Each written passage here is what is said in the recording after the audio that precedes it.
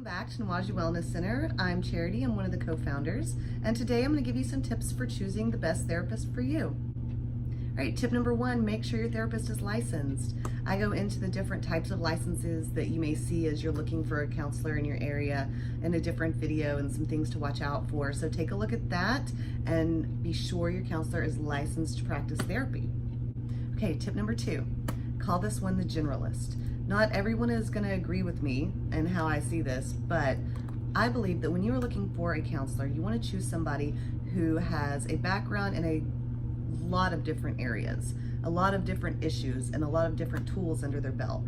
Someone who doesn't just come from one way of looking at things, or maybe they only treat this one problem and nothing else, because people are very complex. They're complicated, and a lot of times most problems that we have are related to other problems in our life, and you want somebody who's going to be able to work with you in multiple areas because you've already established that relationship with them. They know you and you understand them, and I think that having someone who dedicates time to investigating how to treat anxiety as well as depression, as well as eating disorders, as well as addiction and couples work and work with families. Someone who generalizes in that sense is going to have a larger pool to go to and think about your issue and figure out different ways to solve it because they generalize rather than specialize in one specific thing. So tip number two, look for somebody who is a generalist.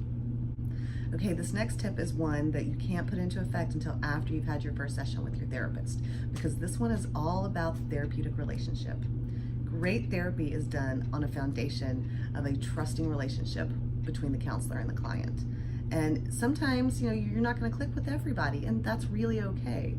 You want to make sure that you feel a connection to your therapist, that you feel that they create a safe space for you to think about past hurts, for you to experiment with new behaviors, new ways of thinking. That relationship is key to being able to feel like you can branch out, that you can challenge yourself, that you can take some direction from your therapist in that as well. So you want to make sure that you really feel a sense of non-judgment from your counselor, a sense that you guys are connecting, that you click.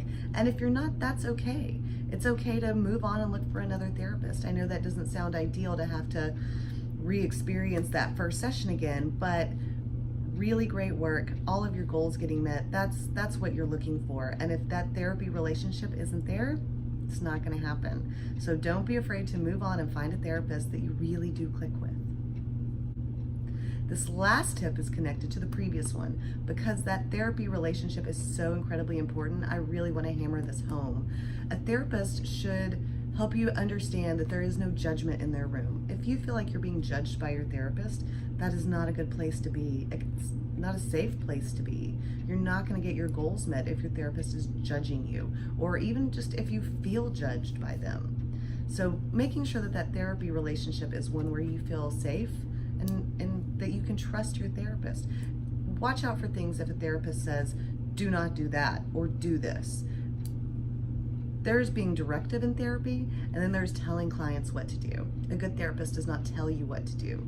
They should never tell you what to do because this is your life. You have to live with the consequences of that. Your therapist doesn't.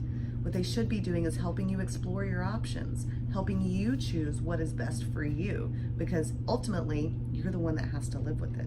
So if you have a therapist that is telling you what to do, that tells you that you're wrong, or you should never think that way, or don't do this, that may not be the best relationship for you. And if you're starting to feel that that relationship isn't there, go ahead and move on to another therapist.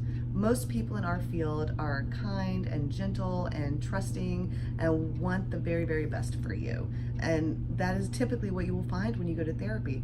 But if you get that 1% who's there to make themselves feel like an expert and tell you what to do, then that's probably not going to get you where you want to go. So it's okay to move on and find a therapist that does share that sense of respect for you as much as you have for them.